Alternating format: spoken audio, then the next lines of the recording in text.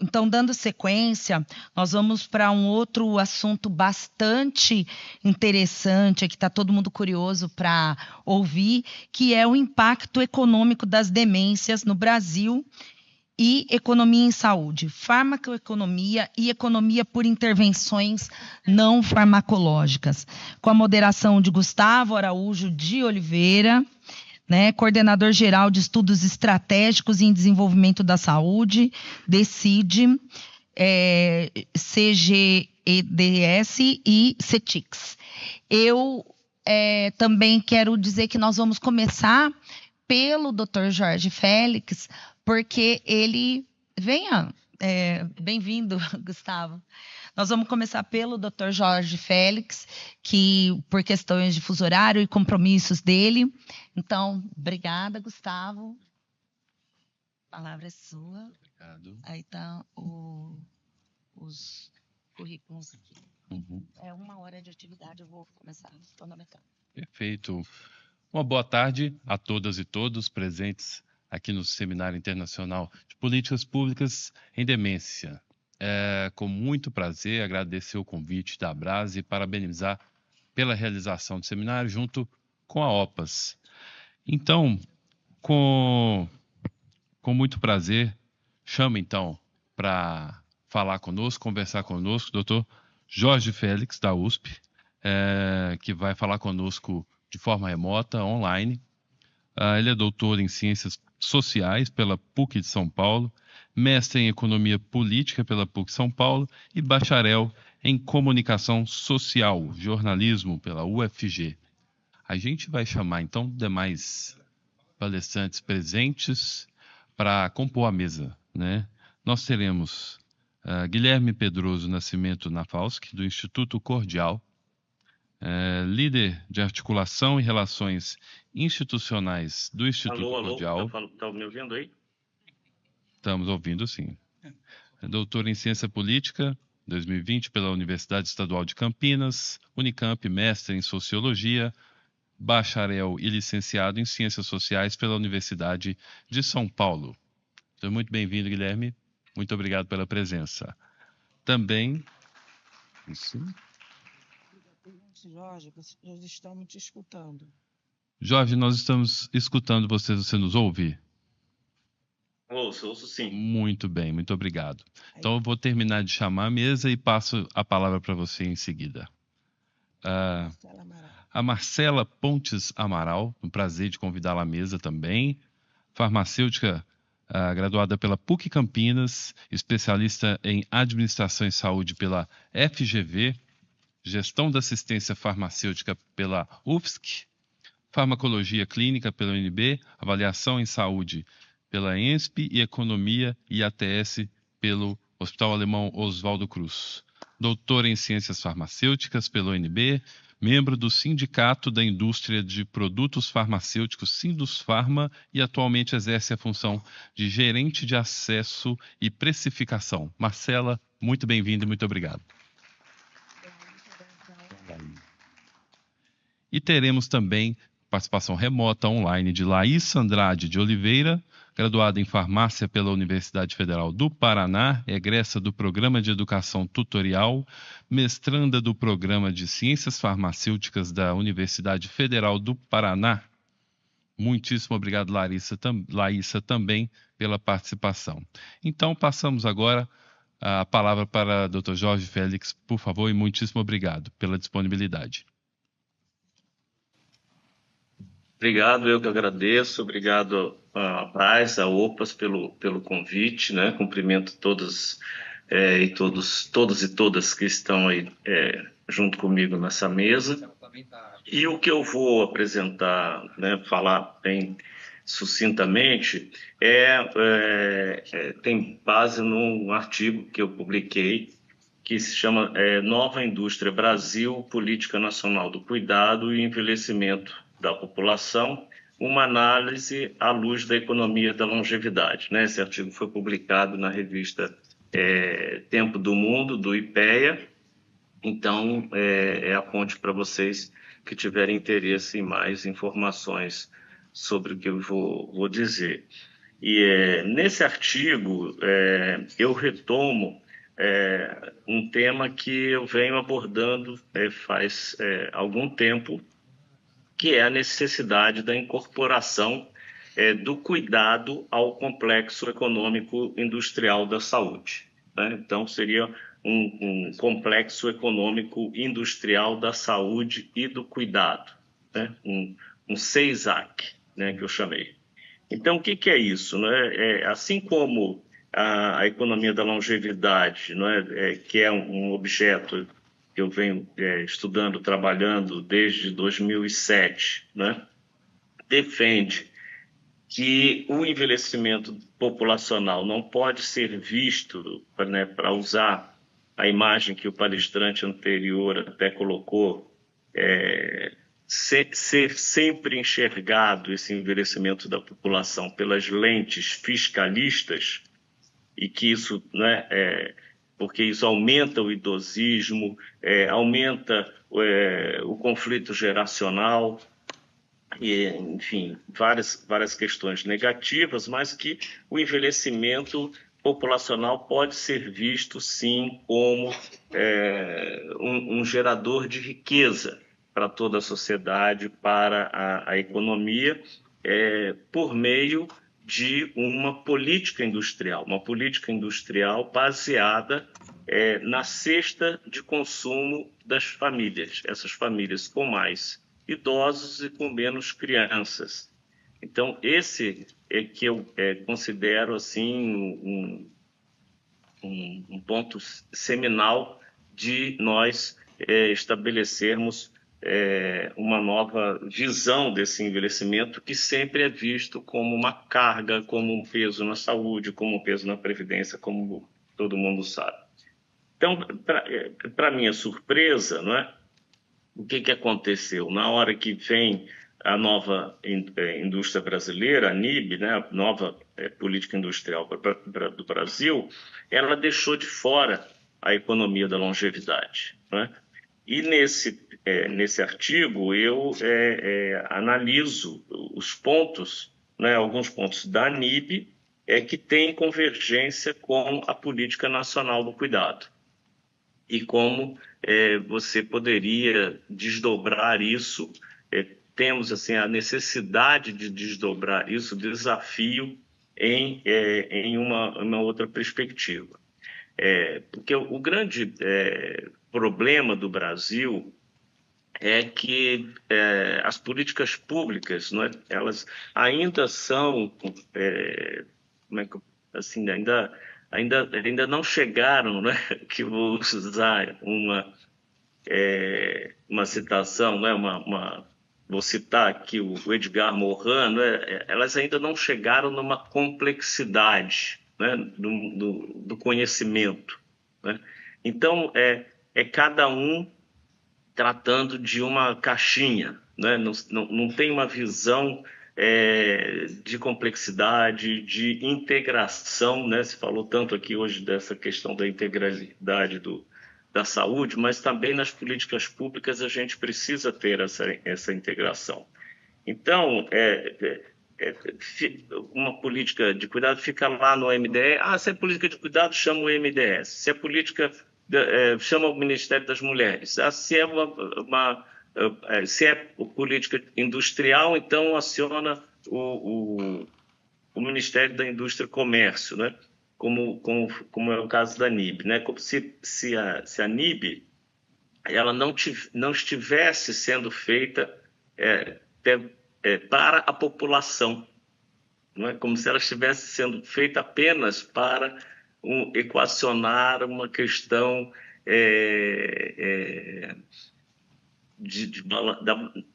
da balança comercial. Não que isso não seja relevante, não é isso que eu quero dizer, mas é pouco nesse esforço de reindustrialização, é pouco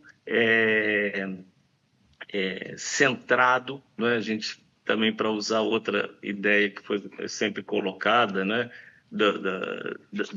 Centrado nas pessoas, né? Então, quando, né, a gente vai falar de centrado nas pessoas, né, qual população que é essa? né? Isso também é relevante da gente pensar. Uma população num processo acelerado de envelhecimento, né? E que passa também por uma transição, né? Não só a transição demográfica, a transição epidemiológica, que é por isso que estamos aqui com a maior incidência de doenças crônicas, né? Então, se é possível oferecer alguma resposta, né, positiva para o envelhecimento populacional, deve ser uma política pública que envolva, que seja interdisciplinar. E isso não se dá quando a gente fala da área econômica. Como, né, a área econômica ela não entra na questão do envelhecimento a não ser pela porta da questão previdenciária. Esse é um ponto que eu sempre chamo atenção. E por que fica assim, né? Se eu falo de indústria, né, eu chamo esses ministérios ditos da produção, né? Se eu falo da saúde, é o Ministério da Saúde. Se eu falo de políticas sociais para a demência, é o Ministério da Saúde, do Desenvolvimento Social, etc.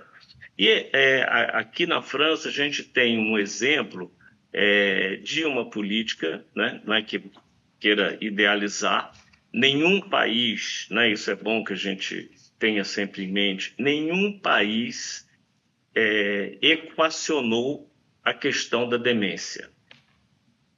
Por isso que eu sou tão contra e começo meu livro com esta... os países pobres vão envelhecer antes de ficar ricos e os países ricos vão envelheceram depois de ficarem ricos. Não é disso que se trata. Porque senão eles teriam resolvido todos os problemas deles, né? Em questão ao envelhecimento populacional, em questão a demência. Mas eu pego, né, sempre esse exemplo aqui da França, que fez, sim, um chamamento, né, dos ministérios econômicos junto com os ministérios sociais e conseguiu viabilizar minimamente, né, também não é uma coisa que conseguiram fazer não, minimamente, e deram algumas respostas no âmbito da economia da longevidade. Conseguiram desenhar e estabelecer e implementar uma estratégia de economia da longevidade, ou seja, uma estratégia industrial para o envelhecimento populacional que está muito centrada, está muito preocupada com o cuidado, né? Isso se deu em 2013, né? Essa questão da França, e tem muitos resultados aí. Agora, voltando a essa interseção da NIB com a Política Nacional do Cuidado,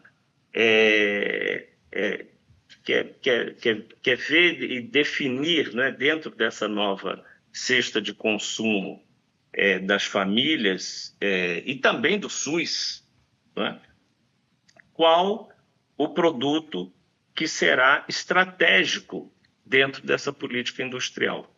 Né? Porque dentro dessa cesta, qual o produto que está pesando mais no orçamento das famílias e do SUS em termos de cuidado, né? Como que a gente pode criar no Brasil uma excelência para esse produto que a gente escolha, né? Eu não sei qual é esse produto, né? Isso demandaria pesquisas, demandaria um estudo para você escolher, né, estrategicamente, dentro das suas vantagens comparativas e competitivas do país, mas hoje eu posso garantir a vocês, pelas minhas pesquisas, que essa cesta de consumo ela é basicamente de produtos importados, como quase tudo no Brasil hoje, ou em muitos outros países. Mas ela pode ser a fralda geriátrica, que ainda tem muito componente importado, pode ser um serviço, né, já que a gente não tem mais aquela barreira tão definida, tão clara entre os setores, né, entre como a gente estudava até antigamente, né, serviço, indústria e agricultura, né, isso hoje já é compreendido como uma questão só. Então, a questão é em que o Brasil vai ser bom. E aí sim, esse ser bom vai ser produzir esse determinado produto, que a gente descubra que ele está pesando nessa cesta de consumo do cuidado, né, das famílias para o cuidado pensando no cuidado de longa duração, né, o cuidado, portanto, de pacientes com demências, e que, ao prover esse produto mais barato dentro de uma política industrial, o Brasil consiga também fazer com que este produto seja competitivo internacionalmente, né? Enfim, gerar riqueza a partir desse produto. No caso das demências, por exemplo, não são medicamentos, né? que deve ser e é a prioridade do Centro Econômico Industrial da Saúde, evidentemente. Mas o que eu estou colocando é que existe todo um campo não farmacológico que precisaria também das políticas que são implementadas no SEIS, né? Mas, enfim. E esses produtos para o cuidado estão sendo cada vez mais produtos de alta tecnologia, né? A tecnologia, ela é mediadora de tudo hoje na vida contemporânea, portanto, ela o será também para o cuidado. Então, aqui na França e em outros países, você tem aí um grande incentivo do governo para a inovação desses produtos tecnológicos que já estão no mercado e alguns já são exportados. E por mais que a gente pense que mas isso não faz parte da nossa realidade no Brasil, com as ILPIs, como elas vivem, principalmente as ILPIs filantrópicas ou públicas, etc. Mas isso, em algum momento, a tecnologia vai se popularizar, não é? A gente não pensava que um pipoqueiro, que o feirante tivesse celular, né?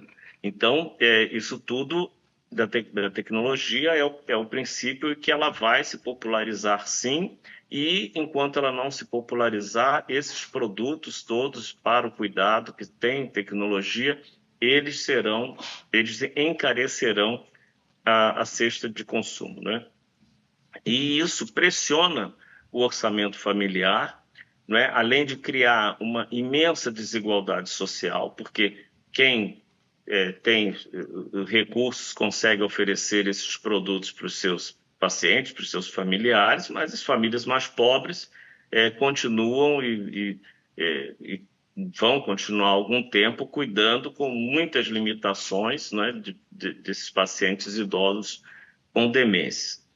E o outro resultado disso é o risco crescente de endividamento, né, que é o tema que eu estou mais dedicado nesse momento, do endividamento devido às despesas com o cuidado, né? É o que eu e a professora Gita Grindebert chamamos de financiarização da velhice, né? Quer dizer, esse peso dos custos do cuidado, e aí entra um leque bem amplo, né? Desde os planos de saúde até as despesas diretamente com o cuidado institucionalizado, levam as famílias e as pessoas idosas a um endividamento crônico, um endividamento até a morte.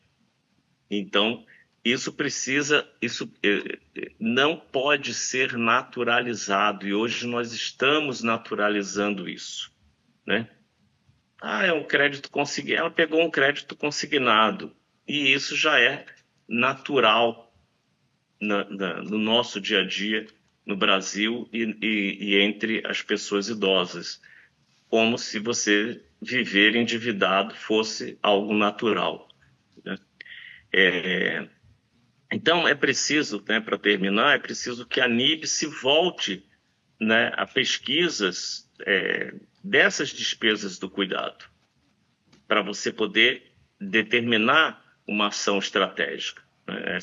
E quero dizer que é preciso essa ação ao lado da ação da Política Nacional do Cuidado, que eu espero que se desdobre, se resulte num serviço de cuidado domiciliar público.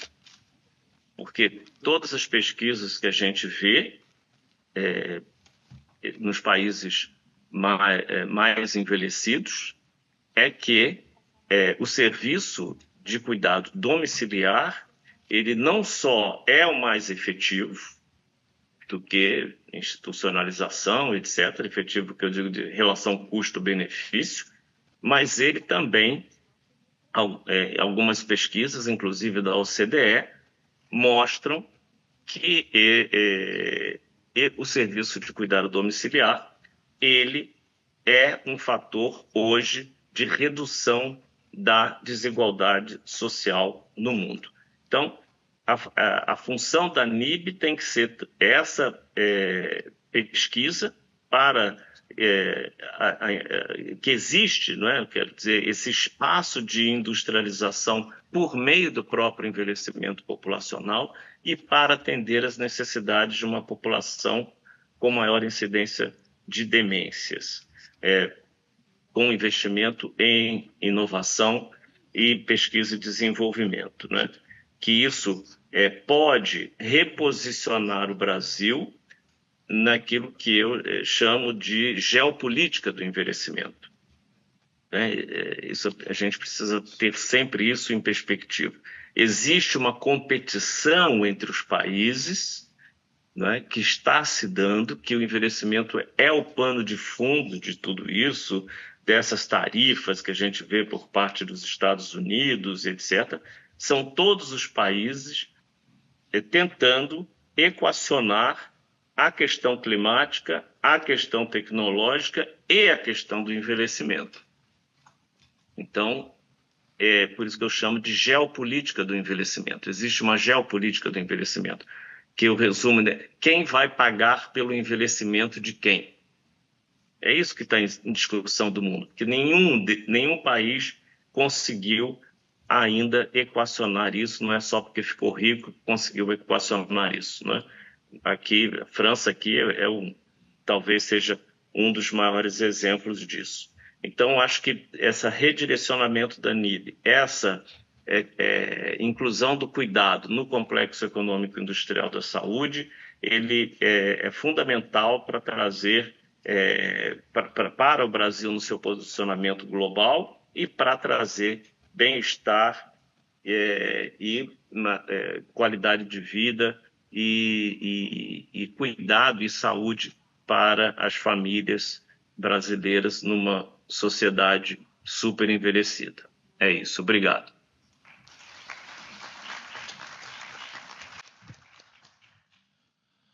Agradecemos ao Dr. Jorge Félix pelas palavras e ao final das falas nós teremos a oportunidade de colher algumas perguntas para poder fazer a discussão.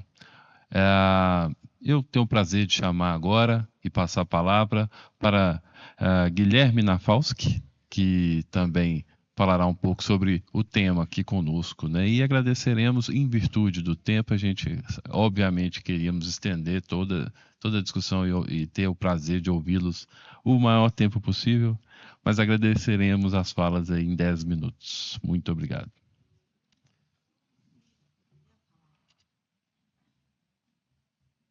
Pode ser. Ok. Guilherme, então, a gente vai ter que segurar um pouco a ansiedade em lhe ouvir, para privilegiar também a presença da Laísa que nos acompanha de forma virtual, a Laísa de Oliveira. Laísa, nos ouve bem? Ouço sim, vocês me ouvem? Perfeitamente. Então, conto com a sua colaboração e as suas palavras e agradeceremos se puder fazê-las em 10 minutos. A palavra é sua. Muito obrigado. Pode, deixa. Vocês veem a minha tela? Ainda não, mas vamos resolver isso rapidinho. Agora vocês veem. Agora sim, muito bem. Bom, então, boa tarde a todos. Eu sou a Laísa. Eu quero agradecer essa oportunidade de estar aqui e contar um pouquinho da nossa experiência. Então, eu sou coordenadora de pesquisa no Hospital Alemão Oswaldo Cruz de um projeto de avaliação de tecnologias em saúde. O nome do nosso projeto é Núcleo de PCDT, onde nós fazemos a atualização dos PCDTs, dos protocolos clínicos, e eu quero contar um pouquinho para vocês como que foi o nosso processo, então, nessa parte de avaliação econômica, na atualização do PCDT da doença de Alzheimer. Então, primeiramente, eu gostaria de falar um pouquinho para vocês como que a gente está inserido, né, nesse processo. Então, nós temos uma parceria com o Ministério da Saúde, via o Programa de Desenvolvimento PROAD-SUS, onde os hospitais, né, de excelência reconhecida, eles fazem essa parceria e fornecem trabalho para o Ministério da Saúde e, no nosso caso, através da avaliação de tecnologias em saúde. Então, nós estamos atuando juntamente com o Ministério da Saúde há mais de 15 anos. Nós trabalhamos tanto na vertente de pesquisa, capacitação, nós temos, então, técnicas de operação, desenvolvimento de técnicas de operação, mas eu estou inserida, então, nesse eixo de pesquisa, especificamente na avaliação de tecnologias em saúde. Nós, desde 2009, então, a gente vem atualizando ou elaborando esses protocolos, então a gente já trabalhou com centenas de temas, né, centenas de atualização, algumas vezes esses temas se repetem, né, porque eles conforme a necessidade do Ministério, e em 2022 nós recebemos, então, a demanda de atualização do PCDT da doença de Alzheimer, que a última versão, né, a versão, na verdade, vigente até o momento, é a versão de 2017.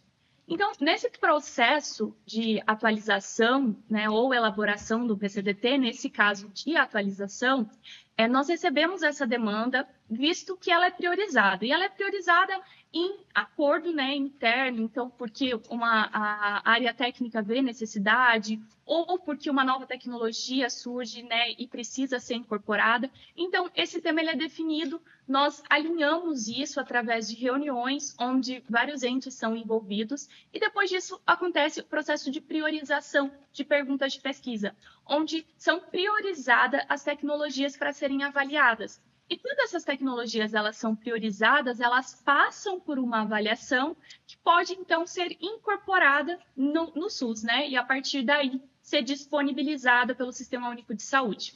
Quando essas tecnologias elas são priorizadas, nós fazemos, então, esse processo de avaliação de tecnologia em saúde. Juntamente com isso, uma equipe de especialistas na temática faz a redação desse texto do PCDT. Depois, isso é revisado pelo comitê gestor, que é composto, então, pelas áreas técnicas do Ministério da Saúde. Isso passa por uma reunião inicial na Conitec, que é a comissão que faz essa decisão de incorporação da tecnologia.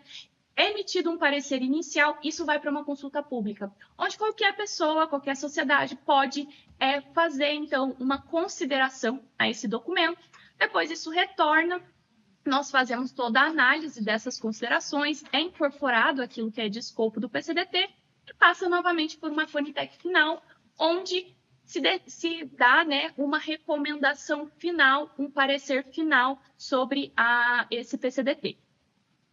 Em seguida, isso vai para o secretário, que vai emitir uma decisão e é publicado, então, uma portaria e, a partir daí, isso é implementado. Então, as decisões, as recomendações constadas nesse PCDT, ele passa por esse processo de implementação. Durante todo esse processo, então, ele é um processo baseado em evidência, né? O nosso pilar é a saúde baseada em evidência, e com isso, a gente trabalha sempre com né, de braços dados ali a evidência científica, a experiência clínica e os valores do paciente. E aqui, durante todo esse processo, né, a gente está colocando esses valores, esses pilares sempre em conjunto, e com isso nós temos então uma equipe envolvida, né, um grupo elaborador que é composto pelo conjunto. Então, um conjunto nós, metodologistas do Hospital Alemão Oswaldo Cruz, né, ou o NACS que estiver atualizando, outro PCDT, né, quando a gente está falando isso é um processo padronizado. Então, hoje nós seguimos essa padronização. Nesse caso, nós, metodologistas, os especialistas que são escolhidos, especialistas na temática, né, considerando cada um dos braços e a necessidade de cada protocolo, o Ministério da Saúde, a área técnica envolvida, sociedade de pacientes, sociedades médicas, o paciente também tem espaço de fala na Curitec, tem espaço de fala nas consultas públicas. Então, tudo isso é um conjunto que é ajustado para que esse documento ele seja também representativo.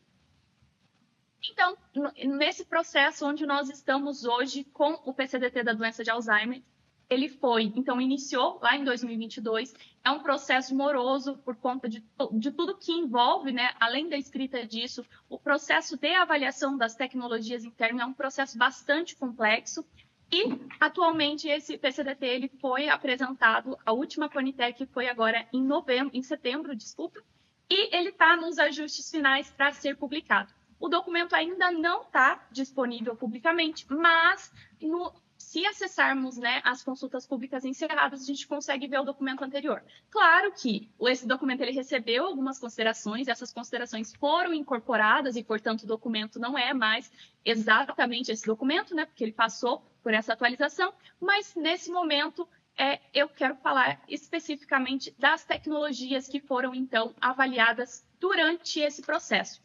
Foram priorizadas, então, a terapia de estimulação cognitiva, que foi falado mais cedo pela colega, para a doença de Alzheimer leve e moderada, a donepezila em monoterapia ou associada à memantina para a doença de Alzheimer grave e a memantina em solução oral e comprimido orodispersível para Alzheimer moderada e grave em pacientes com disfagia. Atualmente, nós temos, então, disponível no nosso PCDT, no PCDT de 2017, o vigente, para pacientes com doenças leves, somente os inibidores de acetilcolinesterase, então donepezila, rivastigmina e galantamina. Para o grau moderado, nós temos, além disso, a combinação com memantina ou o uso, né, isolado da memantina. E para Alzheimer grave, nós temos somente a memantina. Então, nesse processo, como que seria incluído, né? Então, pensando em Alzheimer leve e moderada, está sendo proposto, né, a inclusão também da CST, da terapia de estimulação cognitiva. No caso da moderada, então a memantina, pensando nos pacientes, né, hoje conforme o grau, né, do Alzheimer vai elevando, a gente aumenta os pacientes com disfagia, com dificuldade de deglutição. Então, a memantina em solução oral e orodispersível também foi um ponto que foi levantado como de grande importância. Então, ela sendo avaliada aqui para a doença grave e para a doença moderada. E a donepezila, que hoje já está contemplada para a doença leve e moderada, mas que não estava contemplada para a doença grave. Então, o paciente pode ter diagnóstico tardio, a gente sabe que esse diagnóstico acontece em muitos casos de forma tardia, então o paciente pode não ter utilizado na forma leve ou moderada, ou ainda ele pode já estar vindo em uso, então eu deixaria de utilizar a donepezila e passaria a utilizar somente a memantina. Também foi entendido que não faria sentido em alguns casos e que a manutenção seria necessária, e por isso a gente passou por essa avaliação. Com isso, nesse processo, então, de ATS, nós desenvolvemos, além dessa parte clínica, porque esse é o grande ponto. Quando a gente olha para a evidência, a gente vê essa tecnologia ela é melhor do que aquilo que eu tenho, ou ela é necessária, a adição dela é necessária, vai trazer benefício clínico. Mas será que para a sustentabilidade do sistema isso é viável? Então, avaliar essa economia ou esse incremento de custo é muito importante para a tomada de decisão. Então, prover essas análises econômicas para sustentar, né, a tomada de decisão. Com isso, a gente realiza, então, essas análises econômicas que são modelagens e que incorporam vários aspectos da condição, do medicamento, do paciente, né, da população, que são técnicas analíticas que combinam, então, esses custos e esses benefícios ou os danos à saúde em forma de modelos matemáticos. Nós realizamos, para um relatório, né, existe a padronização para uma nova tecnologia, quando é inclusão dessa nova tecnologia, uma avaliação econômica completa, que pode ser uma análise de custo-efetividade, utilidade ou custo-minimização, normalmente, e ainda é necessária uma avaliação do impacto orçamentário, onde a gente olha não mais para um paciente, como a gente faz na avaliação econômica completa, mas para toda a população que pode se beneficiar dessa terapia. E aí, o que vai diferir aqui é o tipo de desfecho. Então, se eu vou olhar para a qualidade de vida, se eu vou olhar para anos de vida que esse paciente vai ganhar com o uso dessa tecnologia, isso diferindo entre tipos de avaliação econômica, mas não precisamos entrar nesse detalhe. Falando um pouquinho, então, da terapia de estimulação cognitiva, ela foi avaliada como uma terapia adicional, então ela entraria juntamente com o tratamento padrão, lembrando o tratamento padrão hoje no PCDT são os inibidores de acetilcolinesterase, ou no caso moderado, adicionado a memantina. Aqui nós adicionamos, então, a CST, e o grande ponto aqui para a nossa avaliação foi estimar esse custo da CST, porque hoje o SUS ele tem um código para terapia em grupo que contemplaria a CST, né, que contempla a CST. No entanto, é necessário a gente prever o treinamento, que foi aquilo que a doutora Cleusa Ferri trouxe anteriormente na discussão em que se citou a CST, porque a gente precisa pensar nisso, porque esse treinamento ele precisa ser feito, precisa ser capacitado as equipes para que a CST possa ser aplicada. Então, esse foi o grande ponto, estimar esse custo e como ajustar esse custo ao benefício ganho da CST, já que esse benefício está sendo visto nos estudos clínicos, mas como que a gente colocaria isso para o sistema? A gente calculou e conseguiu olhar, porque nós temos que pensar também, né, materiais. Eu sei que os materiais eles são baratos se a gente olha em questão numérica, mas a gente tem que pensar também em durabilidade desses materiais, em replicação do treinamento. Então, a gente conseguiu estimar esse custo olhando para o treinamento e para a replicação desse treinamento. E com isso, a gente chega aí num incremento de custo por ano de vida ajustado à qualidade, e aqui essa é a medida que a gente usa, né? O ano perfeito, um ano com qualidade de vida perfeito, seria gasto R$37 mil incrementais com a adição da CST, e com isso olhamos para a população num horizonte de tempo, no todo, né? Olhando para um sistema nacional, a gente tem aí entre 120 mil a 160 mil pacientes que poderiam se beneficiar da CST, gerando um impacto orçamentário de aproximadamente 17 milhões ao longo de 5 anos, com a incorporação, né, dessa tecnologia. Aí a gente considera uma difusão começando com 20%, então uma parcela de 20% dessa população, mas pensando que poderia chegar a 100% dessa população após os 5 anos. No caso da donepezila imunoterapia ou associada à memantina, então pensando no cenário de doença grave, nós vemos aqui, então, um incremento de custo quando a gente fala de vamos adicionar donepezila à memantina, já que hoje já se usa a memantina, então a adição já se espera, né, um aumento de custo. No entanto, nós também ganhamos em qualidade de vida, ganhamos em anos de vida, mas, por outro lado, a gente vê uma economia de recursos, porque a donepezila é mais barata que a memantina e, em termos de benefício, elas são equivalentes. E, com isso, essa incorporação, ela traria, então, um incremento ali, e aí pensando, né, nos 5 anos, esse incremento inicial de menos aqui de 1 milhão, né, um acumulado de 685 mil em 5 anos. Com relação à memantina, como a tecnologia ela já está disponível na forma de comprimido, nós avaliamos somente a parte de incremento de custo, né, o impacto orçamentário, dispensar isso para toda a população elegível, geraria um impacto ao sistema de quanto, e com isso a gente olhou tanto somente para a formulação de forma oral, quanto para a orodispersível ou para a combinação delas, e pensando também nessa proporção de pacientes com disfagia, né?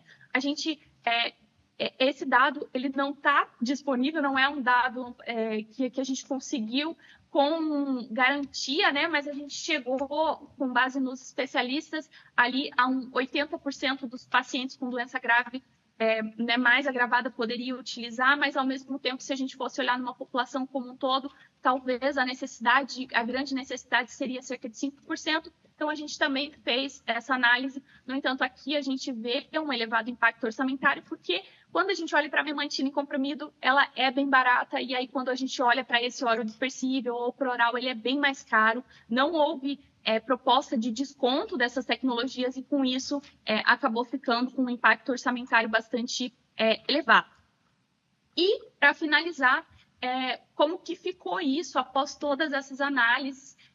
Então, a CST, ela está hoje recomendada no PCDT que vai ser publicado. A gente reconhece, né, que pode ter uma dificuldade de disseminação. A doutora Cleusa Ferri está aqui, coordena o projeto RENAD, que está avaliando a viabilidade, né, de implementar em diferentes ferramentas o uso da CST, mas a gente sabe, reconhece essa dificuldade, porque hoje ela ainda não está amplamente difundida, mas com a inclusão disso no PCDT, isso pode também viabilizar, né, uma maior difusão disso. A donepezila, ela foi incorporada, então ela teve uma recomendação favorável e agora ela é recomendada para todos os graus de doença de Alzheimer. E a memantina orodispersível oral, ela teve uma recomendação desfavorável por conta desse alto impacto orçamentário. Então, a gente espera que esse PCDT ele seja em breve publicado e, a partir disso, né, o sistema vai passar a utilizar essas recomendações para a disponibilização desses medicamentos, utilizando essas novas incorporações também. Fico à disposição, caso tenham alguma dúvida, alguma consideração. Muito obrigada.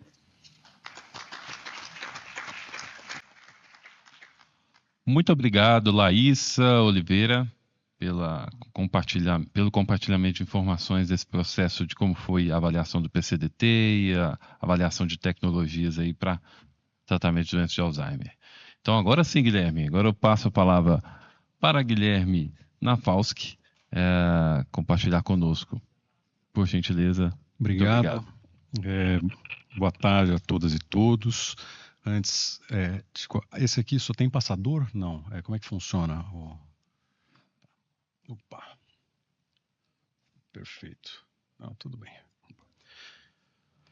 Bom, boa tarde a todas e a todos. Agradeço muito a Abras pelo convite, principalmente no nome da Selene, né, a presidente, que convidou para esse debate, disse que ele faria sentido, né, mesmo eu vindo de uma sala ao lado, né, de uma morbidade associada ou de alguma, né, assim, se a gente for pensar em termos econômicos, talvez uma dotação logo acima ou abaixo, né.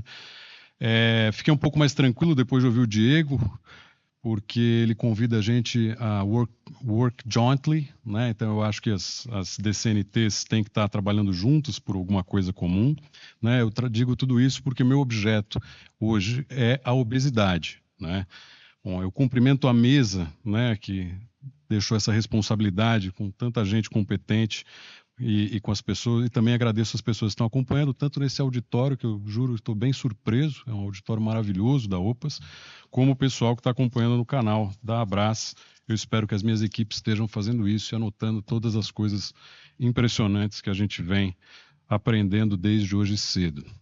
Então eu vou falar um pouquinho do impacto econômico das demências no Brasil, diferente do Jorge e da Laísa, que tem pesquisas que já estão trazendo resultados. Eu acho que no máximo aqui eu vou conseguir construir com vocês hipóteses, né? Mas eu acho que mesmo assim vai valer a pena. Fiquei inquieto durante muitas das apresentações que me precederam, acho que tem muito o que se debater. O Instituto Cordial, para quem não conhece, é um centro de articulação e pesquisa independente, um think tank dedicado à implementação dos Objetivos do Desenvolvimento Sustentável da ONU. E, como eu disse, lá a gente construiu uma iniciativa, o Painel Brasileiro da Obesidade, que é uma iniciativa que enfrenta o desafio da complexidade, multifatorialidade e intersetorialidade da obesidade, fomentando ações, estratégias, protocolos intersetoriais articulados que sejam mais efetivos e eficazes para reduzir a obesidade e os custos associados no Brasil. Em comum, também temos aí o 3.4, né, ODS de redução em 1/3 da morte prematura, das mortes prematuras por DCNTs, e a gente, quando construiu o projeto em 2020, a gente, sempre que ia debater, a gente se deparava com a questão do custo. E aí a gente preparou, depois de 3 anos, né, em 2023, uma mesa redonda sobre o custo da obesidade no Brasil. Foi uma mesa redonda de 3 dias. A gente envolveu aí uma grande gama de organizações, tanto acadêmicas, governos, sociedades de classe. A gente trouxe todo mundo para um debate para tentar descobrir aí como que era o melhor jeito de quantificar, né, os custos da obesidade, os custos econômicos da obesidade, e agora a gente também vem trabalhando com os custos fiscais, né. Isso virou um working paper que a gente soltou também ainda em 2023, mas para também não dizer o motivo de estar aqui também, eu tenho que agradecer a essa triangulação. A gente recentemente apoiou um trabalho com os dados brasileiros do GEMAS, né, que é o Global Market Access Solutions, sobre o impacto fiscal da obesidade, né, e aí o Mark Connolly, né, do GEMAS, que fez a triangulação com vocês aqui, e aí eu estou contente de estar podendo trazer aqui. A gente conhece não a questão do Alzheimer em si, mas a gente já vem trabalhando com envelhecimento há algum tempo, tanto a gente soltou ainda antes do impacto econômico esse working paper sobre envelhecimento e obesidade, e a gente hoje em dia vem trabalhando com o Itaú Viver Mais, fazendo aí uma organização das políticas que eles vêm e das metas que eles vêm implementando para o Longeviver. Quando a gente pensa nas doenças crônicas, a gente pode pensar que a obesidade e as demências estão aí dentro de uma mesma escala, mas em lugares separados, né? Assim, você tem na obesidade uma ampla gama da população, a gente tem uma prevalência de 26%, a gente tem quase 60% da população brasileira adulta tem sobrepeso ou obesidade, as crianças são 1/3, o que assusta, esses números crescem, né, numa velocidade gigantesca. E nas demências você tem um grupo talvez um pouco mais restrito, mas também ali, né, com suas características. Em comum a gente tem o estigma, em comum a gente tem a invisibilidade, em comum existem diversas coisas que a gente traz por aí, né? Então eu acho que eu ouvi, achei interessante, quando eu pensei no estigma, na hora do almoço a gente conversava sobre isso, que a pessoa com obesidade, ela às vezes não gosta, né? Ela não quer dizer que ela tem obesidade, ela não se coloca. Hoje alguém falou aqui também da presença de pessoas, né, com experiência de vida. É muito difícil isso na obesidade, a gente vem construindo, né? E que a criança gordinha, ela é sinal de saúde, assim como talvez a velhinha que começa a ficar esquecida. Faz parte, está envelhecendo, né? E as falas de hoje mostram que não, né? Isso é parte do estigma, isso é um problema. E aí você tem uma série de outras, eu fiz um monte de pontinhos aí, mas não é uma escala, né? A gente tem um monte de outras doenças crônicas que vêm juntos e que estão todas associadas, né? E aí algumas têm política, outras não têm, umas têm medicamento, outras não têm. Mas a gente caminha. E as nossas estão ali, né, nas pontas, eu acho, né? A gente, se fosse pensar numa escadinha, né, para não chegar num envelhecimento não saudável, a gente tem que começar, então, a mexer desde o começo em outras coisas, talvez que facilitem o não desenvolvimento das demências. E aí a gente tem o conjuntinho de qualquer doença crônica, né? Então também não está dentro de uma linha, né? Aqui é só um ambiente, a obesidade e a demência só que estão bem situadas, mas você precisa ter alimentação saudável. Hoje é o Dia Mundial da Alimentação, né? Acho que é um dia que a gente tem que comemorar. A gente tem que ter vida ativa, tem que ter estimulação cognitiva. Achei interessante, hoje estou aprendendo muito, mas as terapias de estimulação cognitiva, né? E tudo mais. Mas a gente precisa ter, na verdade, uma vida que seja uma vida saudável, né? E a gente precisa, para não ter nenhuma dessas doenças, prevenção, e aí alimentação saudável, exercício, acompanhamento multiprofissional e ambientes saudáveis. Nesse ponto, a gente é brasileiro e a gente devia ser o país que mostra ao mundo como as coisas deveriam acontecer. A gente tem um sistema único de saúde extremamente capilarizado, em que você tem agentes comunitários de saúde que são capazes de rastrear as doenças nas casas das pessoas. A gente tem o similar, o SUAS, né, da assistência social, que você tem um programa de atenção integral à família e os CRAS. Então a gente teria como acolher também pelo desenvolvimento social e pela assistência social uma série de políticas. A gente tem o guia brasileiro, né, o guia brasileiro o Guia Alimentar para a População Brasileira, que fez 10 anos, né? Eu carrego o PIN feliz, porque eu acho que isso gera uma cesta básica saudável, um Plano Nacional de Alimentação e Nutrição, um Plano Nacional de Alimentação Escolar, e que são ações possíveis e que têm aí os seus custos, mas que o que a gente vê é que nada disso, apesar da gente ter toda essa potência, a gente não age, né? A gente age em algumas coisas, não age em outras, e aí a gente vê que a obesidade só cresce. Como vocês me mostraram hoje, as demências só crescem. Eu posso falar de diabetes, doenças cardiovasculares, doenças respiratórias, câncer. A gente está indo mal.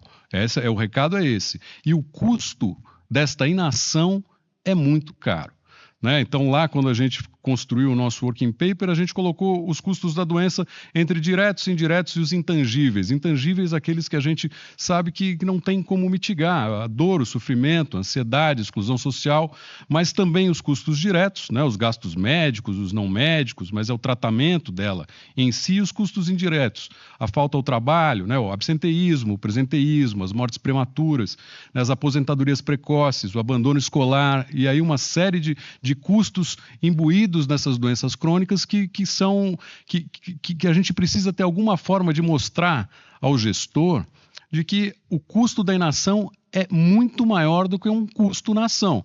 Então, se agora na palestra anterior a Laísa trouxe o alto custo de determinado medicamento ou qualquer coisa assim, a gente não comprar esse medicamento tem um custo absurdo, né? Então, o impacto da inação na economia mundial, isso da obesidade, tá? Então, eu estou trazendo as duas coisas, mas na economia mundial é da ordem de 2,4% do PIB, tá? Isso dados da World Obesity, né?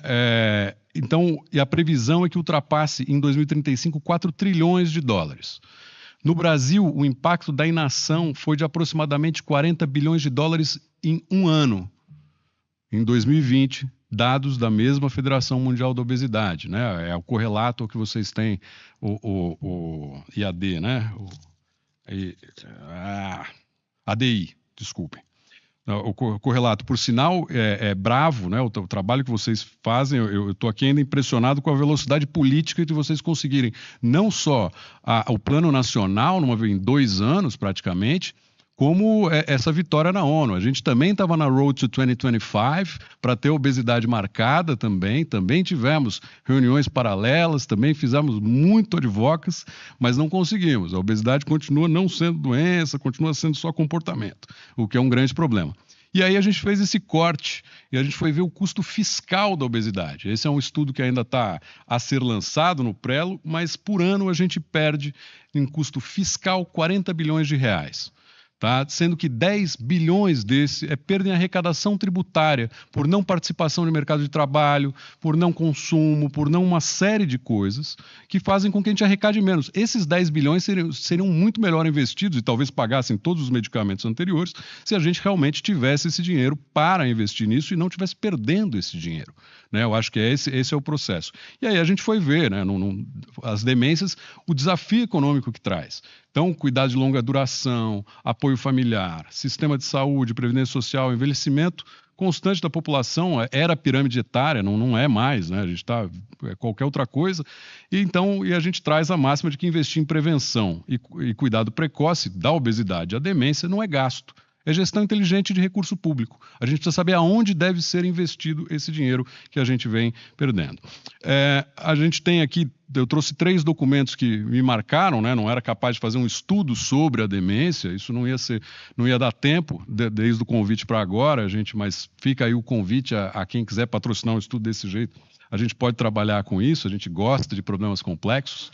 Então, a OPAS estimou o custo global em 1,3 trilhão em 2019, sendo que, né, e é interessante que esse custo, 3/4 do custo estava em países de alta renda, sendo que a maior parte das pessoas com demências está nos países de renda baixa ou média, ou seja, tem um desequilíbrio do custo, inclusive, né? Isso é alguma coisa que é importante dialogar, eu fiz anotações aqui, principalmente na fala do Sandro, né, que eu acho que as desigualdades no cuidado e nos custos a gente tem que pensar sobre isso. O custo anual por pessoa com demência naquele momento, estimado em 2015, entre 3.300 e 13.500 dólares divididos entre os custos diretos e indiretos, tudo bem.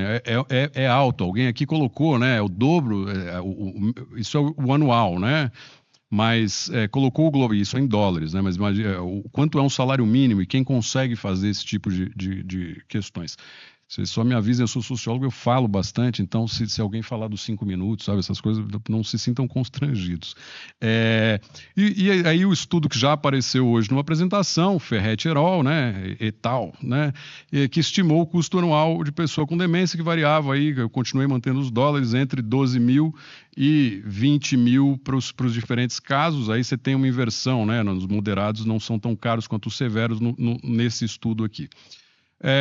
E aqui, professora Cleusa, eu fiquei estarrecido com algumas coisas que são apresentadas. Achei lindo o relatório, acho que o relatório é um produto maravilhoso, mas a gente não saber a prevalência e ter um estudo sobre o consenso do que poderia ser a prevalência é alguma coisa assustadora. Eu quando brigo com o Ministério de que a obesidade tem que ser levada a sério na PNS, na Vigitel, né? Poxa, a gente precisa saber quantas são as pessoas para poder saber como é que a gente entra nisso, né? E a gente estima entre 6 a 17 e coloca ali um número médio ali, talvez 8,5, né? É muito estranho, porque a gente precisa saber quantas são para a gente conseguir custear.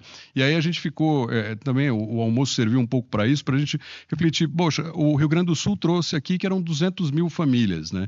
Isso representa 8% do total estimado no país. Será que é isso mesmo, né? Porque senão, se a gente fizer a conta, talvez dê muito mais do que os 2.400 que estão previstos e que estão estimados, e isso é um problema. E ainda que o relatório seja irretocável, ele é um relatório. Por que na PNS, eu pedi para as equipes, rápido, a hora que eu comecei a ouvi-la, gente, não está na PNS isso e tal. E aí tem uma pergunta na PNS que fala se você já faltou, você mudou a sua rotina e foi ao médico por alguma questão médica destas descritas.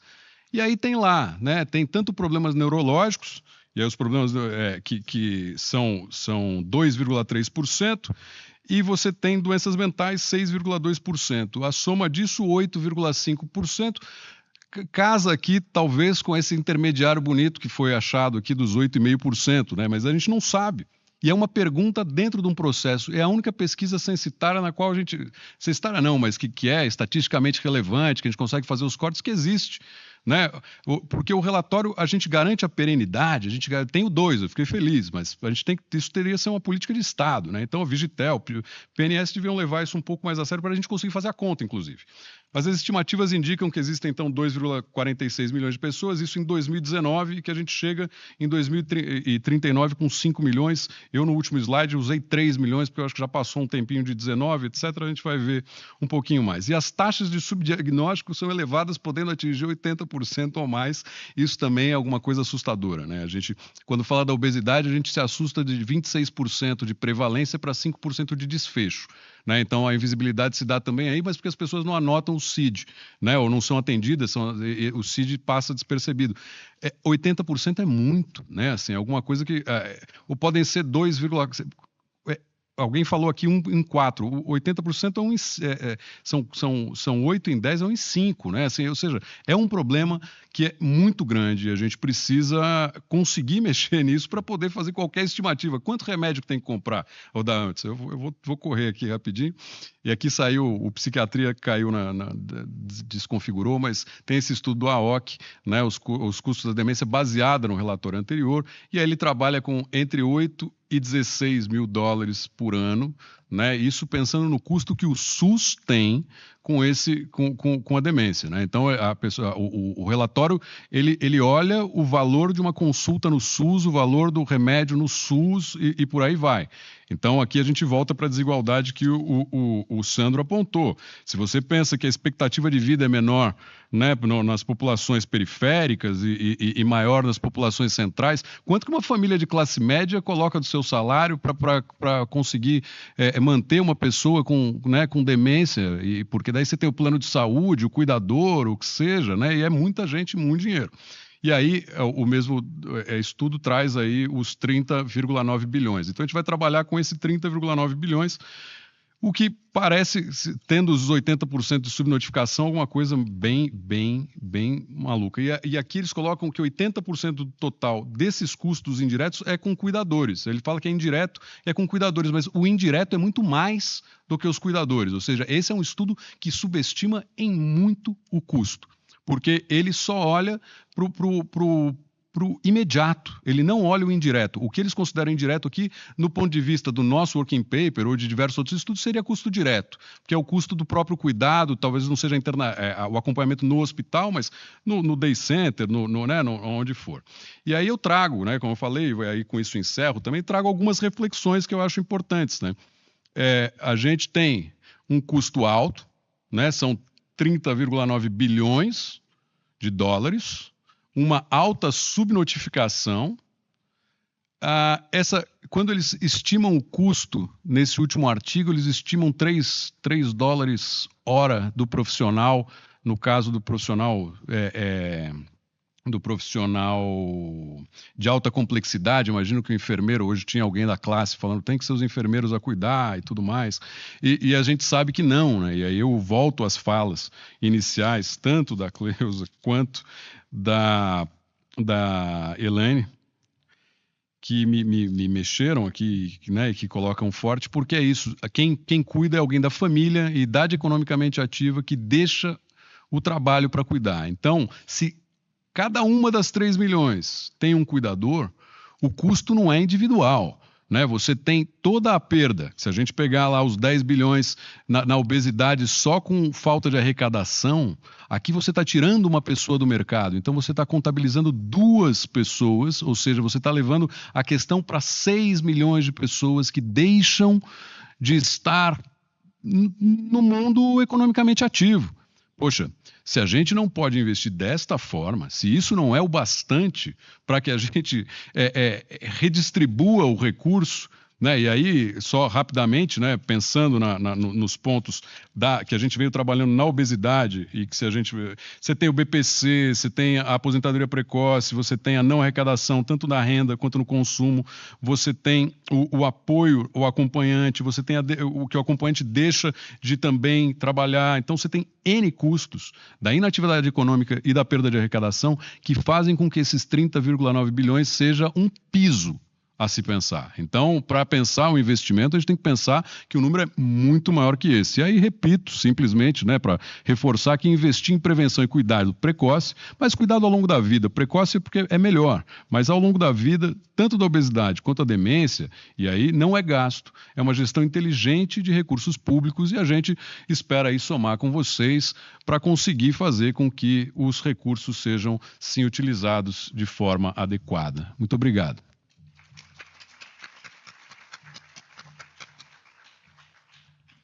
Muitíssimo obrigado, Guilherme Nafalski, pela sua apresentação. E passando já, então, para a última, mas não menos importante, a cara colega Marcela Amaral.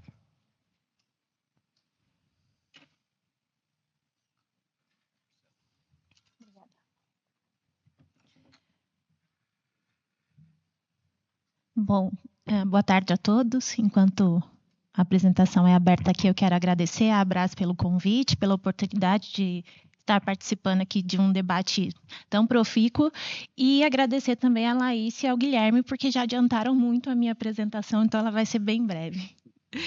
Bom, eu trabalho no Sindicato da Indústria Farmacêutica aqui no Brasil, tá? E eu vim trazer para vocês um pouco dos dados desse mercado, mas para introduzir eu trago os dados que a professora Cleusa já falou, que o Guilherme falou aqui sobre a questão de serem dados incertos em relação a essa prevalência, e trago um pouco também do peso econômico, né, que também Guilherme trouxe aí esses dados. Então, a gente sabe a importância do tratamento medicamentoso, mas hoje realmente os custos indiretos relacionados a, que a gente aqui coloca como cuidador, custo indireto, produtividade é muito maior. Mas quando a gente fala, então, em medicamento, eu trouxe aqui para vocês alguns dados a respeito do consumo dos medicamentos da classe de medicamentos para demência, uns dados de 2021 até o mês passado, onde vocês conseguem ver um aumento aí expressivo em relação ao faturamento em 2025 relacionado a 2021 de 191%, e quando a gente fala em unidade farmacotécnica, né, o comprimido, um aumento aí também interessante de 35% aí em 2025 em relação relação a 2021. O que demonstra aí várias questões, né? Mas talvez uma questão importante que vem sendo discutida aqui também é o acesso aos tratamentos a essa população, talvez uma melhoria de diagnóstico e, com isso, então, o acesso ao tratamento medicamentoso. E aí, quando a gente fala em tratamento medicamentoso, a Laís já trouxe, então, quais são os medicamentos que a gente tem hoje no sistema público, né? Que são os inibidores de colinesterase e a memantina, que hoje tem um custo anual aí em torno de R$ 2.000 a R$ 3.500 por paciente, mas são medicamentos que estão disponíveis no SUS pelo componente especializado da assistência farmacêutica, e assim como acho que é Diego, o nome do colega anterior, trouxe, existe um pipeline grande aí sendo estudado em diversos centros de pesquisa para trazer novas tecnologias para o tratamento do Alzheimer, principalmente, mas a gente tem aí, mais recentemente, alguns novos biológicos que têm sido mais intensamente estudados, como o aducanumab e o lecanemab, mas eles ainda não estão disponíveis no Brasil, já são registrados no FDA, mas tem algumas questões em relação aos dados clínicos que estão sendo revistos, e a gente já tem o donanemab registrado aqui no Brasil, mas ainda não está disponível, né? Só está o registro na Anvisa, precisa passar pela Câmara de Regulação do Mercado de Medicamentos para obter o preço aqui no Brasil, para depois ele poder ser realmente comercializado, tá? E aí, quando eu trago esses medicamentos, a gente vê hoje que os tratamentos medicamentosos disponíveis, né, para terapias sintomáticas são mais custo-efetivas quando a gente compara com os medicamentos que podem vir a entrar no mercado nos próximos anos, né? Que são novas terapias que vêm com a intenção aí de retardar a progressão da doença, mas tem aí um limiar de custo-efetividade que pelos custos que a gente tem visto, que estão acima do que está previsto para incorporação dentro do Sistema Único de Saúde. Só que a gente também tem que entender que o limiar de custo-efetividade, ele não é uma ferramenta que limita essa incorporação, ela é só mais um item de avaliação no processo de incorporação, que vai avaliar também a necessidade não atendida e várias outras questões, como também as evidências científicas, a qualidade desse medicamento. E aí eu trago aqui para vocês o porquê esses medicamentos, essas novas tecnologias acabam sendo mais custosas, né? A gente vem passando na indústria farmacêutica por um processo de autoinovação, como sempre, né? A gente saiu dos medicamentos sintéticos para os biológicos e hoje para as terapias avançadas, e os medicamentos que vêm sendo estudados principalmente são os biológicos, que têm um custo de produção mais alto, eles acabam necessitando de uma infraestrutura e análises de qualidade, de pesquisa clínica mais específicos que geram custos maiores para o desenvolvimento, e isso acaba refletindo, então, nos custos dos medicamentos para a população. Então, tudo isso tem que ser levado em conta quando a gente vai pensar aí na disponibilidade de novas tecnologias, né? Tanto em relação ao acesso, mas também ao quanto isso custa para produzir, como se vem buscando novas tecnologias para disponibilizar para esses pacientes que hoje acabam tendo acesso a terapias que tratam os sintomas e não a progressão da doença em si. Tá? A Laís trouxe sobre a questão da atualização do protocolo clínico, então não vou me ater a esse ponto, só dizer que realmente em termos de modificação de terapias medicamentosas a gente acaba não tendo uma evolução muito grande aí. E um ponto que eu gostaria de trazer para vocês, que eu acho que cabe muito aqui na discussão quando a gente fala em farmacoeconomia, em custos, é o que a gente vem no sindicato discutindo sobre a carga tributária atual sobre medicamentos no Brasil. Então, hoje o Brasil tem uma carga tributária que gira em torno de 33%, então 33% do preço de uma caixinha de medicamento é imposto, é uma carga super alta, e a gente vê vem trabalhando com a reforma tributária no entendimento da Câmara dos Deputados, do Senado, do governo federal, enfim, de que medicamento é um item essencial e que não deveria ser tributado. Então, depois de muito tempo tentando fazer esse convencimento dentro do Congresso, a gente conseguiu aprovação na Câmara de uma alteração no PL, na Lei Complementar 214, a partir do PL 108, que isenta várias linhas de cuidado, medicamentos relacionados a várias linhas de cuidado dessa tributação nova que vem com a reforma tributária, que é o IVA, né? A gente passa a ter aí o CBS e o IBS. Mas a linha de cuidado que talvez entrariam aí os medicamentos para todas as demências, que era que a gente estava chamando de saúde mental, a gente não conseguiu aprovar. A gente conseguiu incluir doenças raras, diabetes, cardiovasculares, produtos do programa Farmácia Popular, são 8 linhas, mas, assim, de qualquer forma, a gente também conseguiu um avanço para os medicamentos de compra pública, que hoje eles são tributados e com essa reforma eles passam a não ser tributados. Então, assim, a gente conseguiu garantir que pelo menos os medicamentos que são adquiridos por qualquer ente governamental não vai ter mais o tributo sobre o medicamento e isso acaba trazendo uma redução de preço. E eu falo que é uma redução de preço porque é um mercado regulado. Então, a gente vai ter realmente uma efetiva diminuição no preço desses medicamentos com a atual proposta de reforma tributária. E aí, para terminar, eu gostaria de falar, então, em desafios e oportunidades, que eu acho que é só corroborar com o que foi dito hoje o dia todo sobre a necessidade, a gente vê ainda os desafios, mesmo tendo a política aprovada aí em 2023, 23 ou 24, anotei aqui, 24, né? A gente ainda vê a necessidade de implementação efetiva dessa política, né? E quando eu falo de implementação efetiva, é direcionar um orçamento para essa política, para trabalhar programas específicos para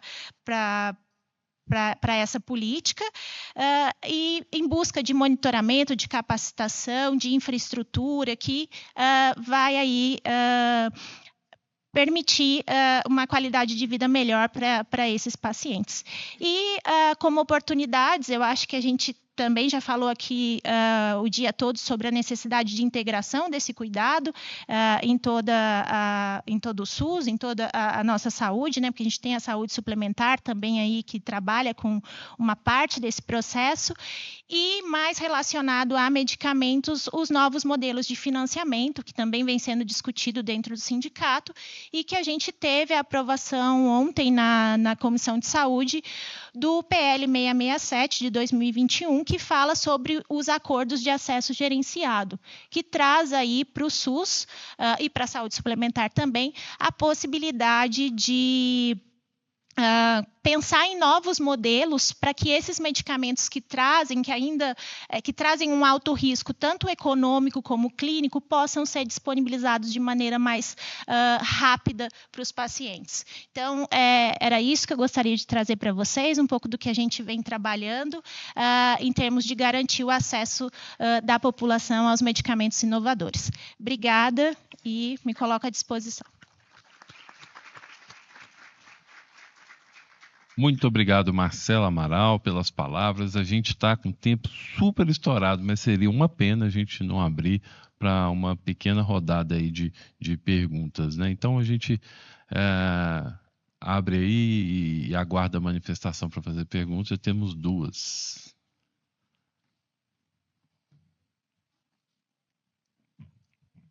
puder chegar para fazer sua pergunta, por gentileza. Meu nome é Denise. Isso. Eu sou representante do Conselho do Distrito Federal, e Conselho de Saúde do Distrito Federal, e sou agente de saúde há 21 anos.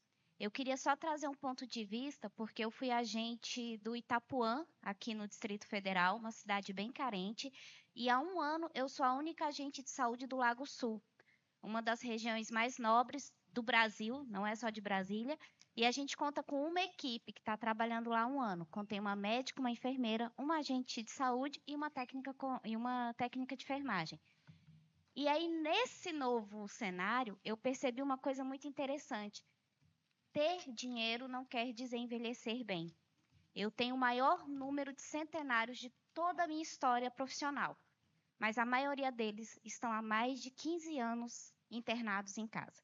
Eles estão com respiradores, eles não conversam mais com a própria família, muitos deles não reconhecem mais a própria família.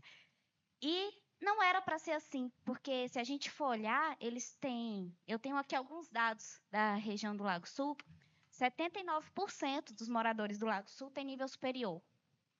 A renda per capita do Lago Sul é 23 mil.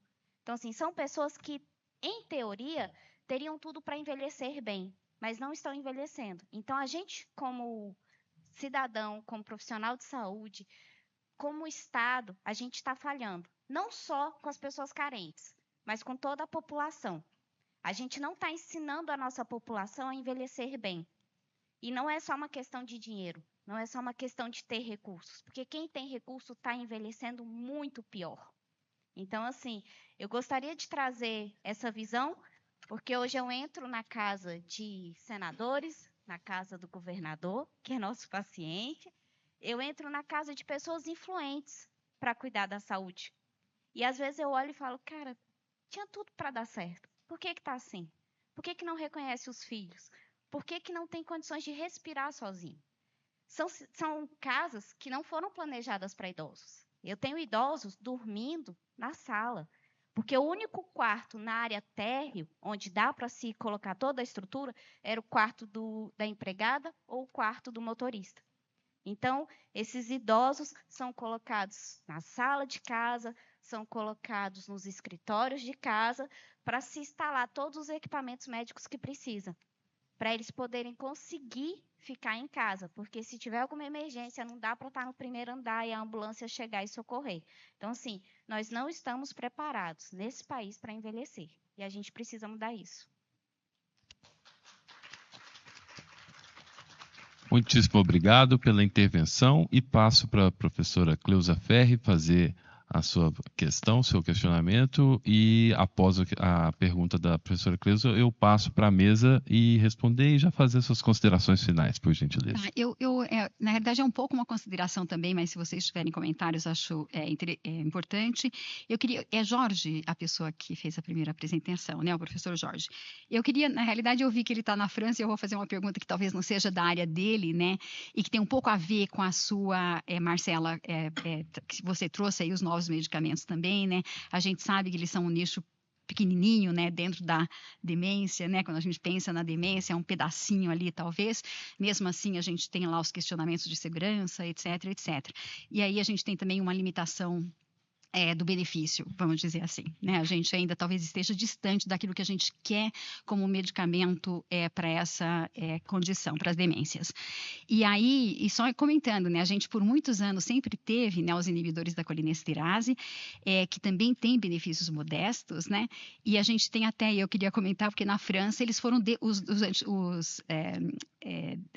os inibidores da colinesterase foram desincorporados, né? Então, só para vocês terem ideia de onde a gente está, né? Eu não sei se ele tem alguma experiência, porque eu fico super curiosa para entender, porque é um dos poucos países que fizeram, né, isso, porque eles avaliaram que não tinha, né, essa relação de custo-benefício ali, né, de você investir nesse medicamento, mas curiosidade de saber como isso foi recebido pelos pacientes, pelos familiares, né, pelos profissionais de saúde também. E queria, Guilherme, dizer que esse último estudo que você citou é um estudo que nós fizemos, né, faz parte do relatório. A Fabiana, que está aqui, é a primeira autora do artigo, né, liderou, a gente teve o apoio também lá da equipe de avaliação de tecnologia em saúde lá do AOC, e só comentar que você falou que está subestimado, e eu super concordo com você, e uma das subestimativas também, só para comentar, é que a gente só fez custo em saúde, e a gente sabe da importância do custo social, né, então a gente não tem dados, né, por exemplo, né, de instituição de longa permanência, a gente não tem dos benefícios todos que você também citou, né, então assim, não tenho dúvida que é uma subestimação pelo que você falou e também por outras questões. E eu queria só dizer que eu fico muito feliz de ver a CST no PCDT, porque é muito difícil, a gente sempre em PCDT está focado nos medicamentos, né? Então, a gente trazer uma opção, né, de uma intervenção não farmacológica, né, que pode ser, talvez, se bem utilizada, né, um benefício aí para as pessoas também. Ela tem até um estudo, só para dizer, né, que ela é comparada com os inibidores da colinesterase, um estudo só, então não é uma evidência muito forte, e tem ali um benefício semelhante, né, em termos de retardo do declínio, né, da cognição. E eu acho que a CNT, só para comentar, desculpa, a CST, ela é uma terapia que, na realidade, tem um pouco, como a indústria, né, um pouco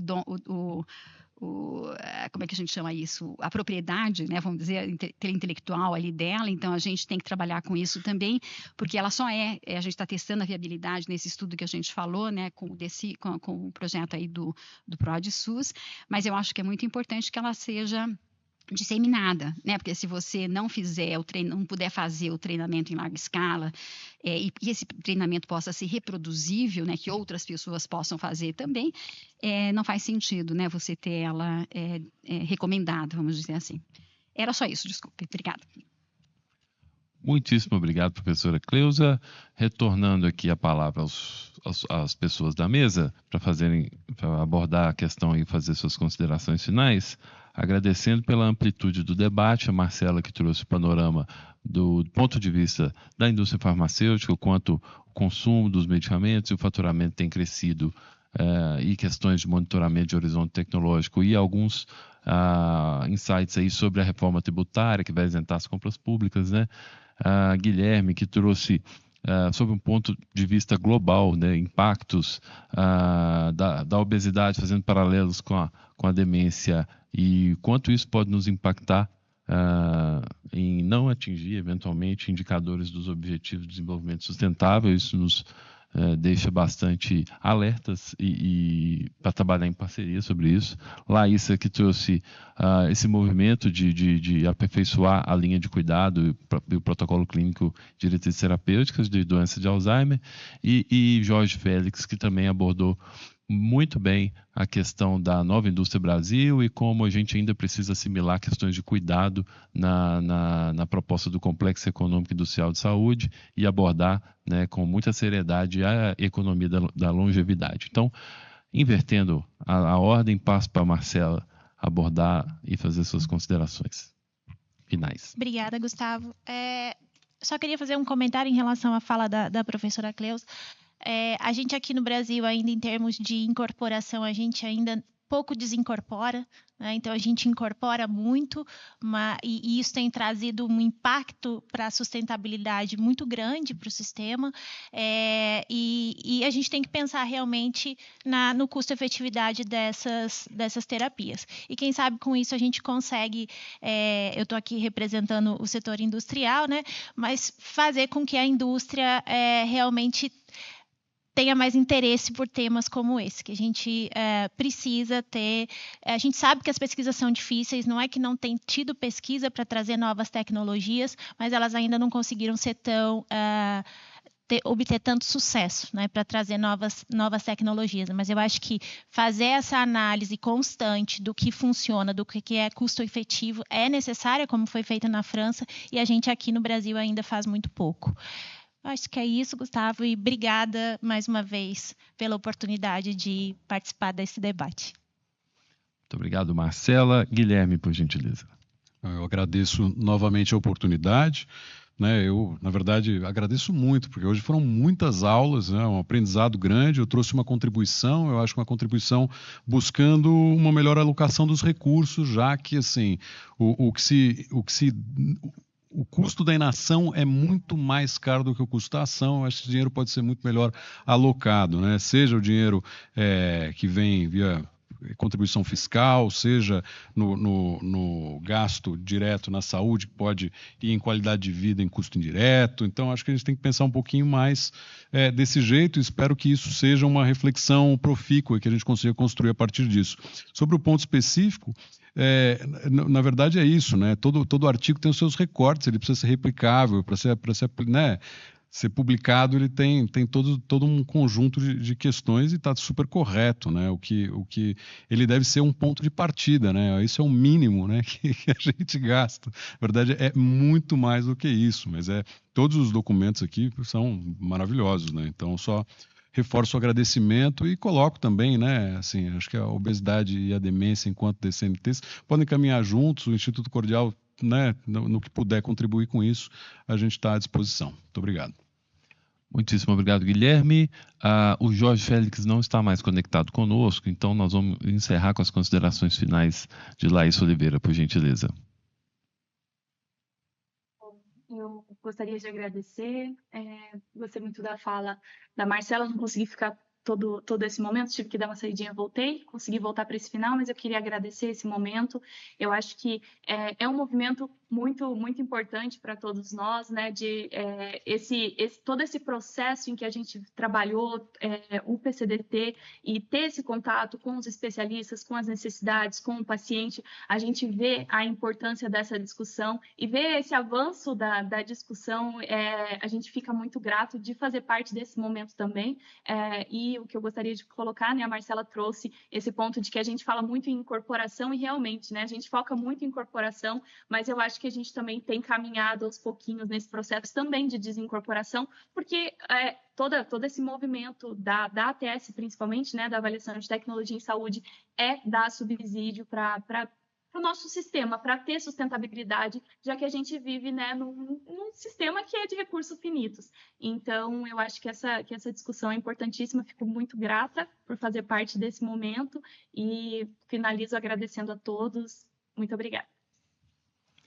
Muito obrigado, Laís, a todos presentes à mesa. Então, retornamos assim a palavra para a organização do evento. Muito obrigado.